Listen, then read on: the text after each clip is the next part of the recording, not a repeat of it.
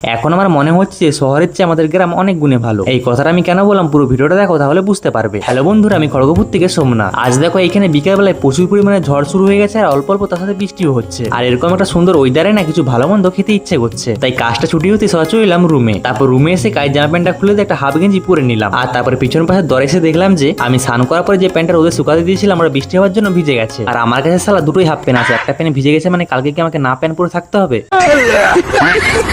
তো যাই হোক, কালকের পর কালকে আছে। এখন ভালো মন্দ খেতে ইচ্ছে করছিল বলে আমার বন্ধুকে দোকানে মাংস আনতে পাঠিয়ে দিয়েছি। আর এখন আমাকে যেতে হবে রান্না করার জল আনতে, কারণ আমাদের রান্না করার জলটা শেষ হয়ে গেছে। আর আমি এখন যে জায়গাতে আছি না, এখানে খাবার জল আলাদা, রান্না করার জল আলাদা, স্নান করার জলও আলাদা। আমাদের গ্রামের এক জলে কিন্তু সবকিছু, আর এখানে দেখো সবকিছু আলাদা আলাদা। তাই আমার মনে হচ্ছে যে শহরের চেয়ে আমাদের গ্রাম অনেক গুণেই ভালো। আর তারপর ট্যাপের কাছে এসে দেখলাম যে ট্যাপে এখনো জল আসেনি। তাই আমি ভাবলাম রুমে এখন যাবো না, কিছুক্ষণ দাঁড়িয়ে যাই, জলটা নিয়েই যাবো। আর তারপরে এখানে 1 ঘন্টা দাঁড়ানোর পরে জানতে পারলাম যে ট্যাপ লাইনের পাইপ খারাপ হয়ে গেছে, তাই আজকে আর জল আসবে না। তাই বালতিটা নিয়ে চললাম রুমে। আজকে মনে হয় কিনা জলে রান্না করতে হবে। আর দেখো আমার বন্ধু এখন মাংস নিয়ে চলে এসেছে। তাই এখন আমি রসুন ছাড়াতে বসেছি। আর তারপরে পেঁয়াজ রসুন ছাড়ানো হয়ে যাওয়ার পরে বসে পড়লাম মাংস রান্না করতে। আর আজকে অর্ধেক মাংস কষায় বার করে দিয়েছি আর অর্ধেক মাংস ঝোল করেছি ভাতের সাথে খাবার জন্য। আর তারপরে মাংস রান্না হওয়ার পরে বসে পড়লাম খাবার খেতে। তো এতক্ষণে আমি মাংস খাইতে, তখন তোমার ভিডিও লাইক করে চ্যানেলটা সাবস্ক্রাইব করে দিও।